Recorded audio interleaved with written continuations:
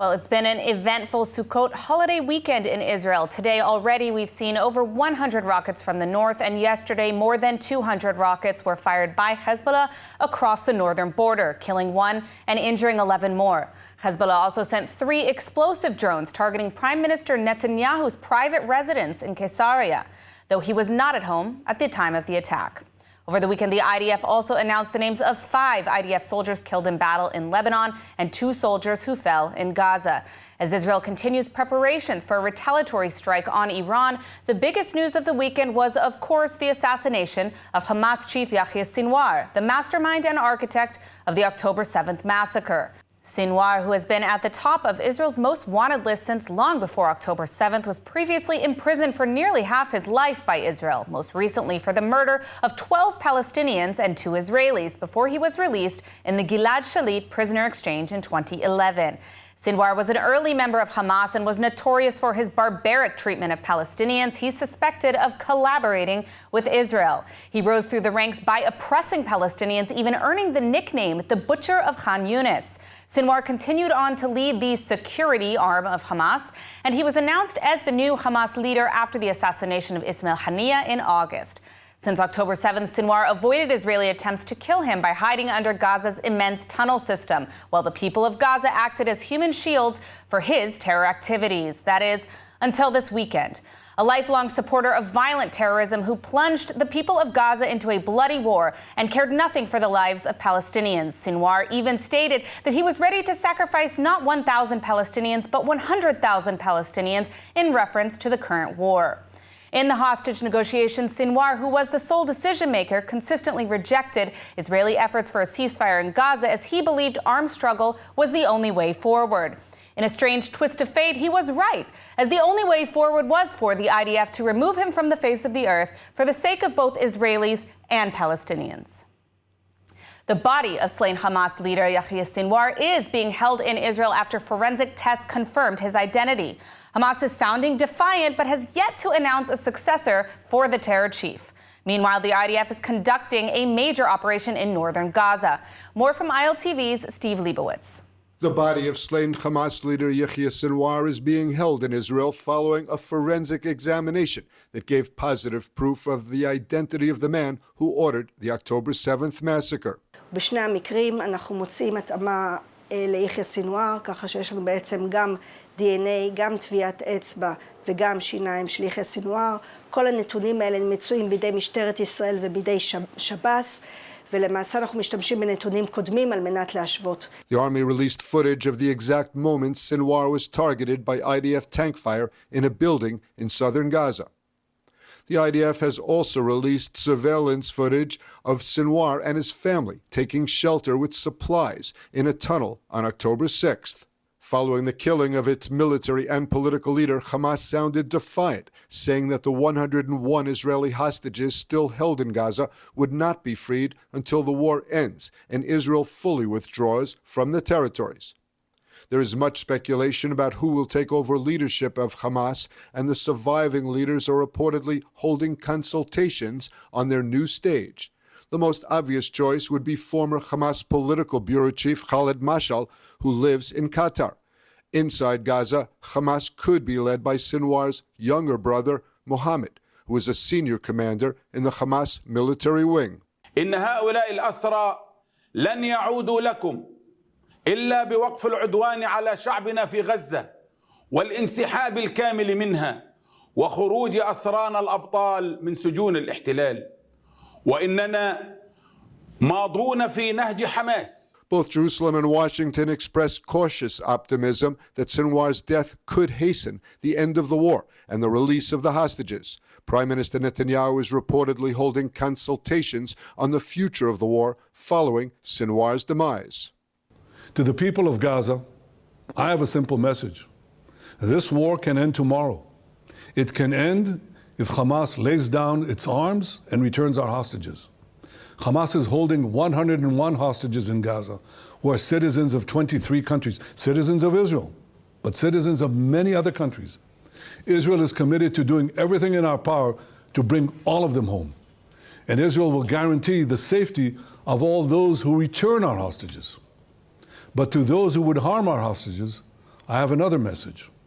Israel will hunt you down and bring you to justice. It's day 380 of the war in Gaza. The IDF is conducting a major operation in Jabalia in northern Gaza. 2 Israeli soldiers were killed during the fighting. Over the past day, at least 50 Palestinians were reportedly killed in airstrikes and in clashes with ground forces. At the same time, Israel is increasing the flow of supplies to the Strip's much battered north while pressing on with a renewed offensive. After Israel's success eliminating Hamas chief Yahya Sinwar, what are the next steps in Gaza? Here to speak with us about the post-Sinwar reality in the Gaza Strip is Doron Avital, the former commander of IDF Special Forces. Doron, thank you so much for joining us today. What is the sentiment in Gaza today from what you're hearing and seeing? Are Gazans ready for a reality without Hamas, perhaps?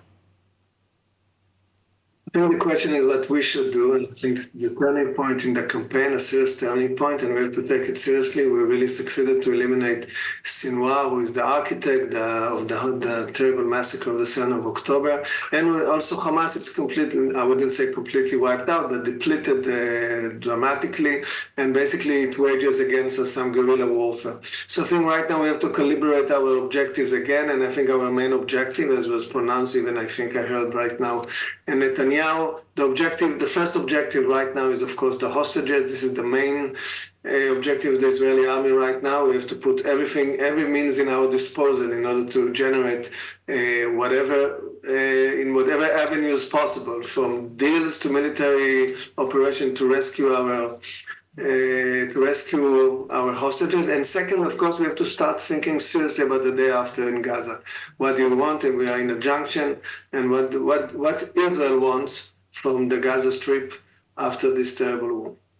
Now, the IDF is, as we have seen, conducting wide-scale operations in Gaza still. What are they focusing on now that Sinwar has been eliminated? I think the issue is, of course, this guerrilla warfare. So what we are most interested in is, of course, the infrastructure of tunnels. This was the main, I would say, operational surprise we had, this immense infrastructure of tunnels. So everything we can dismantle, infrastructure, weaponry caches, and of course hit terrorists. That's what we have to do. Of course, we follow intelligence.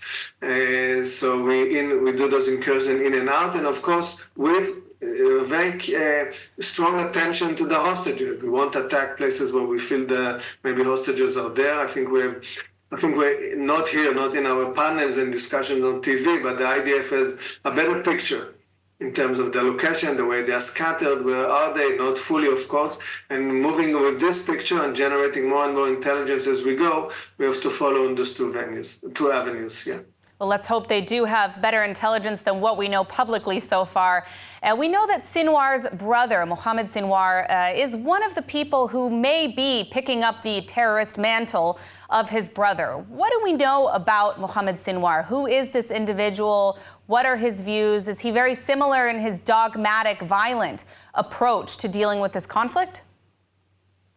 I think he's completely extreme as his brother was, there's no question about that, and committed to ideology of Hamas, but I don't think he has the status and the persona and the force that Sinwar had. Sinwar was a mega leader and a mega architect of this Hamas. Without Sinwar is a different Hamas. We have to understand this. I mean, we can't underestimate the achievement of eliminating him.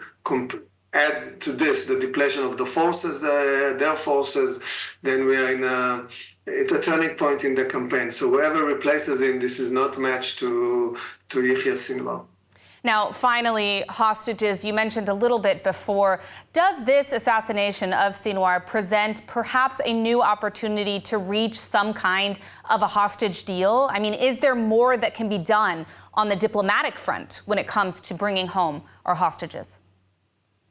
I'm sure. There's no question about it that Hamas and his leaders outside, Khaled Mashal, for example, who is less oriented towards Iran, by the way, would have to understand also where do they stand right now after the after this very long war. So they have to evaluate where they stand, and I think this is a sort of can be a base point for extra negotiation together with the moderators, Egypt and Qatar, of course, and the pressure from the US. It's very much connected to the day after discussion, and this is where we have to rethink what is it that we want in terms of the day after in Gaza, because I'm sure it would be part of the negotiation. But I think for sure a deal is possible. Of course, we are in the field. If some opportunity arises, which is a military opportunity, of course we are going to exploit it. But for sure, there's a different landscape, and the possibility of a deal is present, and we have to work hard to get there.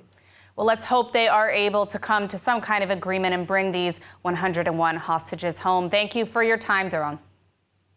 Thank you. Bye-bye. Just before we move on, we wanted to remind our viewers that they can join leading experts and discover how engineers and other innovators are driving Israel's prosperity and shaping its future, all while navigating a multi-front war. Be a part of the conversation on October 21st. Join ILTV and Afeka Academic College of Engineering for a free webinar at 9 p.m. Israel time, 2 p.m. Eastern time next week. Register now by scanning the QR code on the screen. Last night on a pro-Islamic regime Telegram channel, highly classified U.S. intelligence documents detailing Israel's plans to retaliate against the Islamic Republic of Iran were leaked. Let's take a look at the full story and its implications.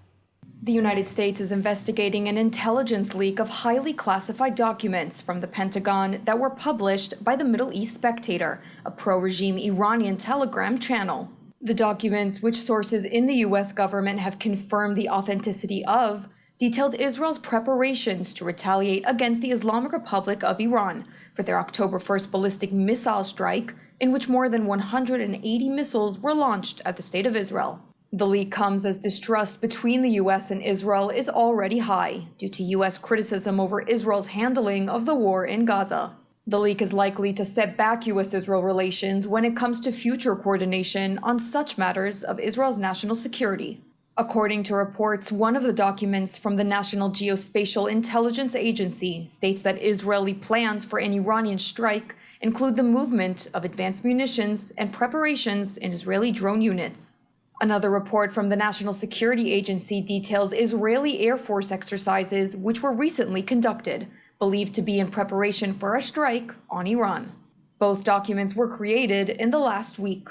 The documents were explicitly marked as top secret and were intended to be seen only by the Five Eyes: Australia, Canada, New Zealand, the UK, and the US. The Pentagon has declined the comment, and it has not yet been confirmed if the documents were released in part of a hack or in a deliberate leak from inside the U.S. government. While the breach marks a grave violation of trust, U.S. officials have stated they do not believe the information in the reports will influence Israel's operation against the Islamic Republic of Iran. And in U.S. election news, Vice President Kamala Harris facing criticism after appearing to acknowledge accusations of Israeli genocide during a campaign stop at the University of Wisconsin-Milwaukee, fueling controversy ahead of the November 5th election. Meanwhile, former President Donald Trump claimed Prime Minister Netanyahu is ignoring President Joe Biden, further intensifying the political debate over support for Israel. More on this from ILTV's Mayan Hoffman. Vice President and Democratic presidential nominee Kamala Harris appeared to suggest that Israel is committing genocide during a campaign stop at the University of Wisconsin-Milwaukee last Thursday. Video from the rally, shared on social media Saturday night, shows a heckler from the UW-Milwaukee Popular University for Palestine Coalition accusing the White House of funding Israeli genocide in Gaza, and Harris relating to his remarks. I know what you're speaking of. I want the ceasefire. What about the genocide? I want the war to end. What about the... Listen, what he's talking about, it's real. And so that's not the subject that I came to discuss today, but it's real. And I respect his voice. Former U.S. Ambassador to Israel David Friedman responded to Harris's comments in the New York Post, stating that Harris confirmed what many have suspected, that she holds, quote, a warped anti-Semitic view of Israel's self-defense against Hamas barbarism. Friedman added, the cat is now out of the bag. Meanwhile, over the weekend, former President Donald Trump, speaking at a campaign rally in Pennsylvania, confirmed that he had spoken with Prime Minister Benjamin Netanyahu in recent days. According to Trump, Netanyahu is not listening to President Joe Biden. Trump reiterated similar claims from last week, suggesting that if Netanyahu were following Biden's lead, Israel wouldn't be in its current position, having successfully targeted Hezbollah leader Hassan Nasrallah and Hamas leader Yahya Sinwar. Bibi didn't listen to him, and I tell you what, they're in a much stronger position now than they were 3 months ago, that's for sure. Nobody's ever seen anything like has happened. The U.S. election is scheduled for November 5th. Trump and Harris are neck and neck in the polls, with the outcome likely determined by voter turnout. Well, Prime Minister Netanyahu is holding the Islamic regime in Iran responsible for the targeting of his home in Caesarea by Hezbollah drones fired from Lebanon. There was heavy rocket fire today that was also ongoing throughout the holiday weekend, with over 200 rockets fired towards northern Israel. More from ILTV's Devo Klein. 3 Hezbollah drones targeted the private home of Prime Minister Netanyahu and his wife Sarah in Caesarea. Neither of them were home at the time of the attack. 2 of the armed UAVs were shot down while one struck the ground, damaging property without causing injuries. Netanyahu described the attack as an attempt on his life, and he said that Iran will be held responsible for the attack by its Lebanese proxy. He called the attack a grave mistake on Iran's part. Iran issued a statement distancing itself from the attack. Over the long holiday weekend, Hezbollah fired hundreds of rockets targeting northern Israel. In one deadly incident in Akko, a man identified as 51-year-old Alexei Popov was killed and several other injured in a barrage fired at the Haifa Bay. The victim was in his car and did not have time to shelter. Damages were caused in the upper and western Galilee, which faced waves of rocket fire, with most shot down by air defense or fell harmlessly in open areas. Heavy damages were reported to homes in border towns, as well as the town of Shlomi. Throughout the holiday weekend, air defense shot down multiple rockets as the skies were filled with trails of smoke from interceptions and pieces of destroyed rockets, which plunged to the ground. Turning to the war in Lebanon, the IDF ground operations and aerial strikes are continuing, with 5 IDF soldiers killed in the most recent fighting in South Lebanon. The Air Force has been striking in Hezbollah positions in Beirut, and the offensive is expected to intensify after the targeting of Netanyahu's home. More from ILTV's Steve Leibowitz.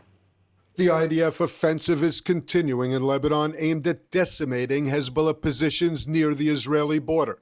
Troops have gathered weapons and command posts have been overtaken, and a number of Hezbollah Radwan fighters have been taken captive. 5 soldiers from the Golani Reconnaissance Unit were killed and an officer and several soldiers wounded in the ground operations. Airstrikes have decimated much of the Lebanese city of Nabatea, and targeted strikes have been renewed in the Hezbollah stronghold of Dakhia in the suburb of Beirut, where the Air Force struck several Hezbollah weapons depots and a command center.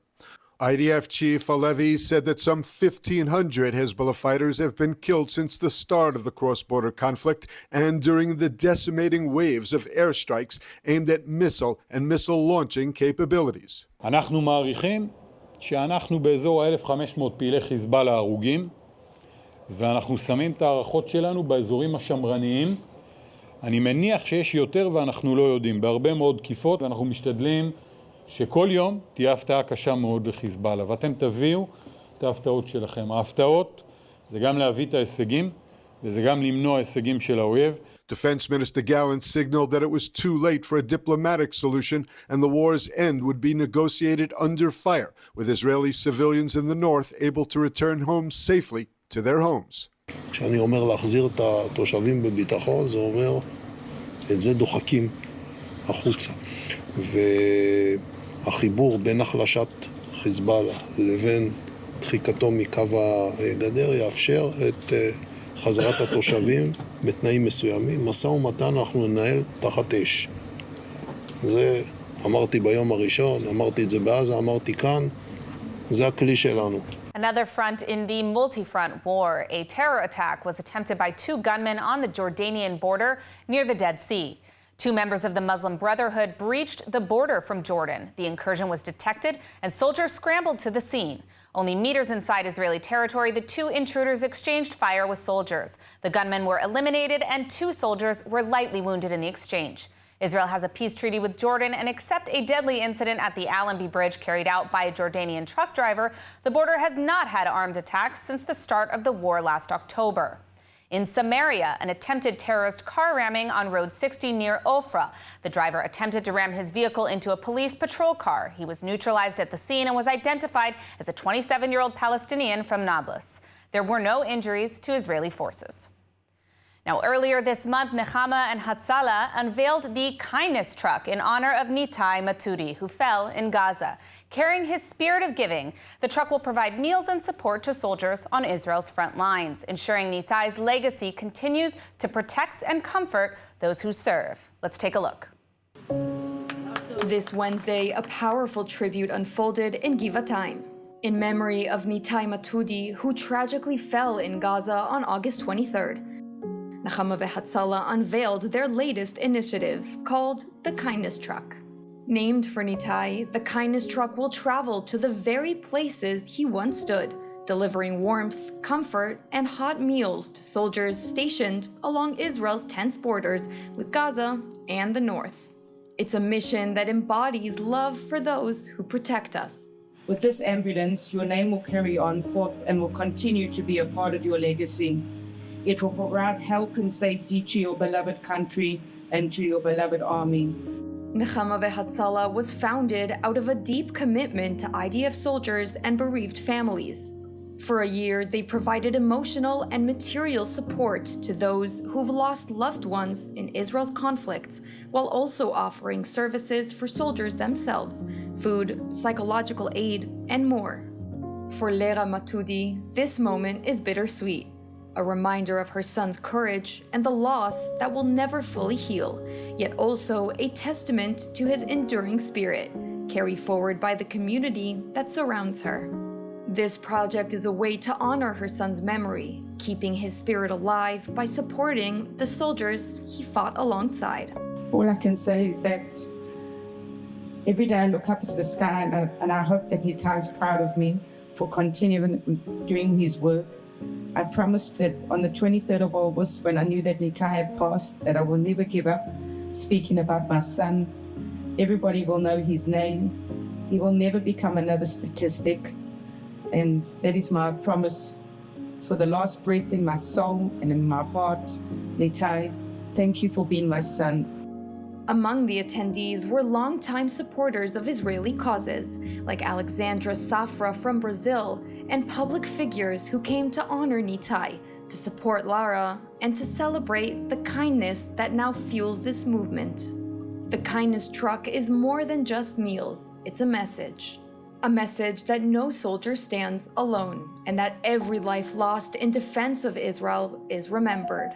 Nechama and Hatzalah relies on you to continue this vital work. Together, we can ensure that every soldier knows they are never forgotten.